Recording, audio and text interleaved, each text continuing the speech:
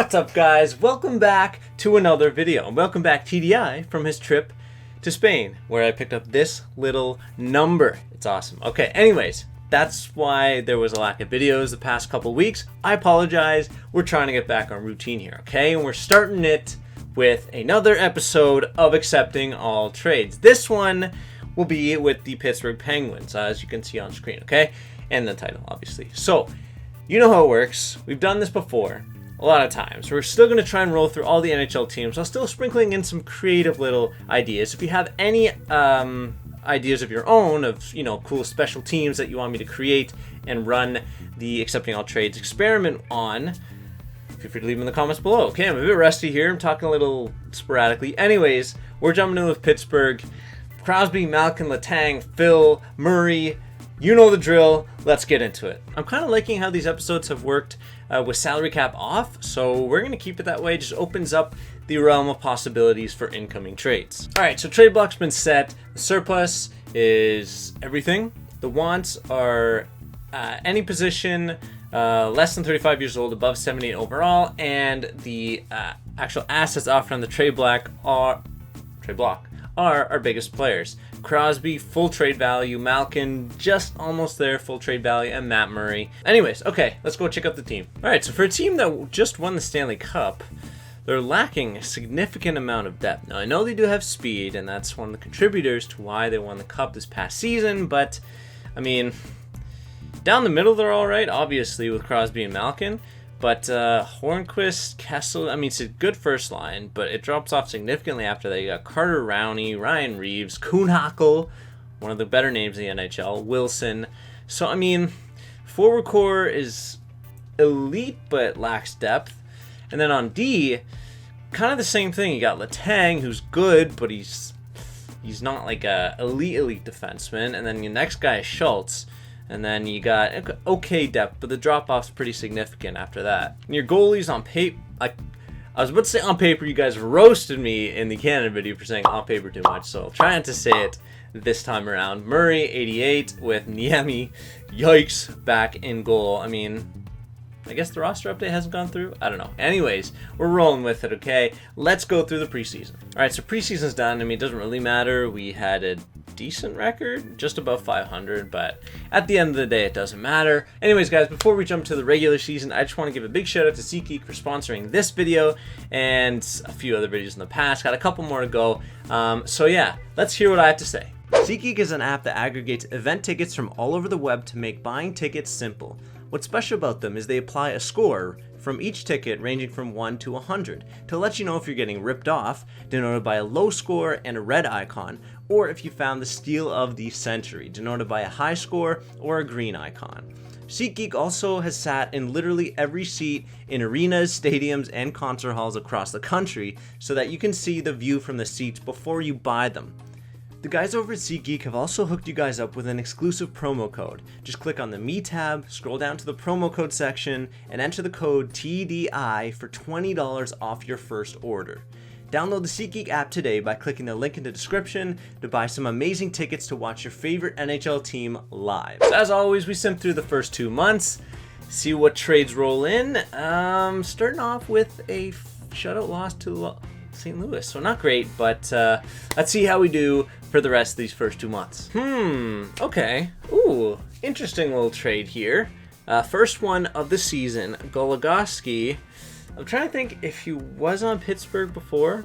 I want to say yes, but I'm not going to commit to an answer, so I can't be 100% wrong in the comments. Anyways, let me know, you guys. I'll obviously do my research after, but Goligoski is potentially returning to Pittsburgh in exchange for Pouliot, a young D prospect, Brian Rust, and Scott Wilson. So, I mean, we're taking on a lot of cap here, but we're upgrading our D, and we're losing some, you know, mid-depth on the forward side, but it wasn't really that deep anyways, so not too bothered about it. Let's take it. Whoa, big trade. Oh my, okay, so the Red Wings, as they've been doing in all the rest of these episodes, are wheeling and dealing here. They're offering Gustav Nyquist and Jonathan Ericsson, all right, a pretty decent forward and a somewhat decent defenseman for Dumoulin, who, you know, might be a bit of a loss. I think that's probably a downgrade from Dumoulin to Eriksson because he's older, but we'll see. And then 3 draft picks, 2/3 and a 5th. So, I mean, in real life, it's pretty controversial. I would say Pittsburgh wins this trade just because of the Nyquist factor, but you never know what Detroit could draft with those picks. We won't see it because we're only doing 1 year in these videos, so we'll take it. All right, guys, so first 2 months are done, and we are last in our division. I mean, technically only a point out of the playoffs, but still, that's trash. Pretty much every team is above 500, at or above 500, so I mean, looks like the Met is competitive as usual, but yeah, not good enough. Pittsburgh being last in that division, that's terrible. Malkin, though, is above point per game, which is good to see. Let's check the lines here, see if anybody has progressed throughout the season. Looks like Crosby, was he always? Or maybe he went down? I can't remember. But we got Nyquist and Kessel, so that is a good little sniper tandem on either side of Sidney Crosby. So it looks like we got a bit of depth here. Daniel Sprong's been called up, so hopefully he grows over the course of the season. I'm liking our forward core. I think it's improved. Defensively, looks like we've also improved. Goligoski, not as good as I thought. Jonathan Eriksson doesn't even crack the lineup right now. And let's just switch that quickly. Looks like we got our work cut out for us this season, so let's just try and get some W's in these next 2 months. Wow, looks like a lot of people want our draft picks. So this next trade, we're winning just because it's a 1 year sim, obviously, these episodes. So we're getting Derek Brassard, which is huge for our center depth. That's awesome, in exchange for 2 second-round picks. So we definitely win this trade in the context of the series. Let's take it. Ooh, okay, I like this. 5-game win streak. Why? All right, 2 months down, and we've definitely picked it up, all right? We're not at the top yet.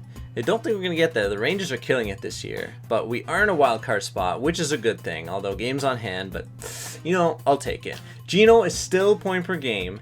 And our lines are looking pretty similar. Brassard actually on the wing here. So our forward depth has definitely increased. Has definitely gotten better, okay? Brassard on the third line, though. That's kind of controversial. But anyways, I'm liking it. Defense, same. Not too many changes there. I would like to get maybe 1 more defenseman. Like in around 85, 86 overall, but we'll have to give something up for sure. Goalies, you know, same story. All right, usually this last month before the trade deadline is the most active. So let's see if we can get some trades going in these last few weeks. And speaking of the devil, Detroit again, the most active team in this series by far. And we're getting a defenseman who I don't think Green is at 85, 86, but he is good. At least in real life, he's having a good year with Detroit, even though they're, yikes. Riley Shanahan, hopefully he can score for us. We're giving up Connor Sheary, but again, in a 1 year sim, we're definitely winning these trades. We'll take it. Oh my heavens. So this is the biggest trade of the episode right now. We're getting Kyle Turris and Dion Phaneuf. So we're getting a lot of defensemen from Ottawa in exchange for Jake Gensel, the youngster, who's got potential, and a first-round pick, not this year, but next. So, interesting trade. We're getting a ton of centers here. Brassard and Turris reunited. Anyways, it's an interesting trade. We'll take it, obviously, because we have to. Okay, so kind of a nothing trade. LeBlanc for Rudo and a bunch of nothing picks, so bye-bye. Getting more defensemen, unreal. We're losing Carl Hagelin. For Jason Garrison, I'd say we take the L in this trade for sure. It was bound to happen. Oh my god, this is definitely the most active month. Holy crap. Losing Ian Cole. Okay, so we're trading away some of those defensemen that we're not using for Val Filppula, who'll probably crack our forward core, I think, although it's pretty deep now. Anyways, yeah, we'll take it, man. Let's go. All right, through the trade deadline, that is all she wrote for the trades. So let's go check out our team one last time before we get to the end of the season. So oh my gosh, the Met is so competitive this year. Literally every team is above 500 in terms of just wins, losses, not counting OT loss. But I mean, we're out of a wild card spot, 2 points out, and we have 1 more game than the rest of the teams we're competing with. So, oh my gosh, we're gonna have to fight to the bitter end this season. Gino's still carrying that point per game. What a beauty! And the lineup, I'm telling you guys, is looking a lot better than it was at the start of the year. So Nike, that first line has not changed. Hornqvist moved down. Turris now. Brassard's there to replace Getsu, who's traded away. Filppula is here. Sheahan. And then our defensive depth has improved. Dion has come. Garrison and Green also, you know. So our D-core is almost completely changed. All we have is Letang and Schultz from the original core. And we still have Murray. We're going to have him for the playoffs. So hopefully we can make it a three-peat.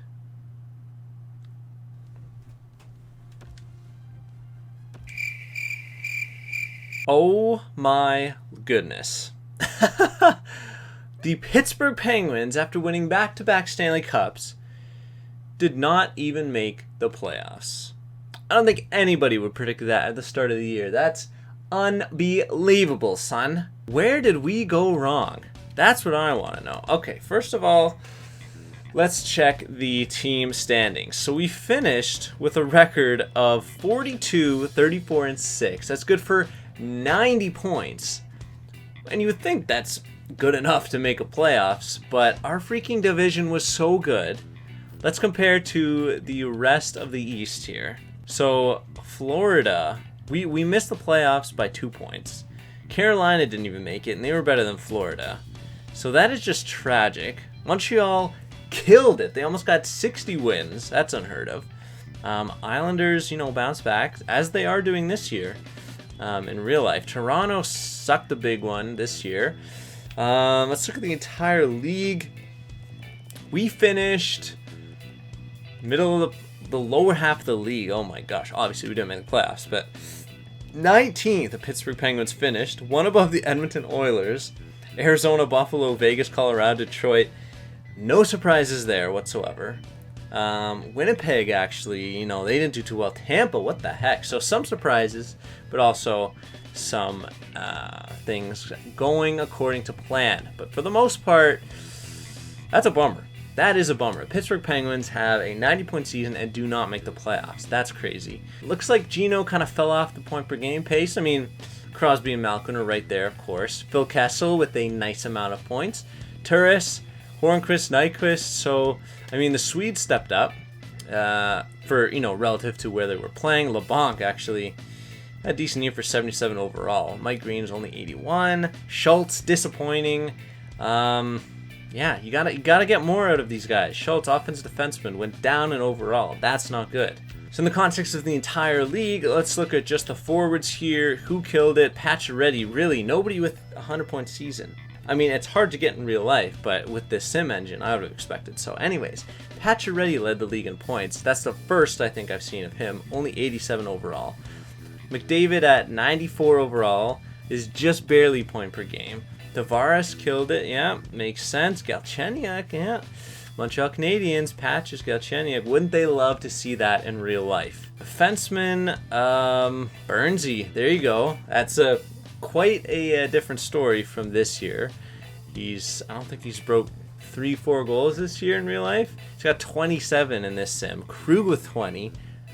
The kid, only 83 overall too. That's insane. Almost 60 assists for Keith. Wow. Actually, I didn't have a look at the leading scorers in the league. Anybody get 50 goals? Looks like Stammer is the only one. Yep, Tarasenko, Ovi, down here with a lowly 37. And finally, let's look at the goaltenders now. Most wins, Carey Price, of course. President's Trophy winners. In terms of save percentage, Price, most wins, best save percentage, and best goals against. So he is the hands-down favorite for the Vezina, the Jennings, literally every goalie trophy, maybe even the Hart Trophy. And then let's look at the playoff tree. So the playoff favorite, obviously, is the Montreal Canadiens after having that great season. Nashville, Dallas, Wild, San Jose, LA, Canucks, Ducks, and Blues. So Hawks missed the playoff too. Wow. Damn. No Hawks, no Leafs. That's disappointing. And no Penguins, obviously, for this episode. Islanders, Caps, Rangers, Flyers, Bruins, Panthers, and Montreal, Columbus. So, the East is full of some fresh, rivalries. Got teams that really haven't gone against each other much in the playoffs. Boston, Florida, Montreal, Columbus. So that should be interesting.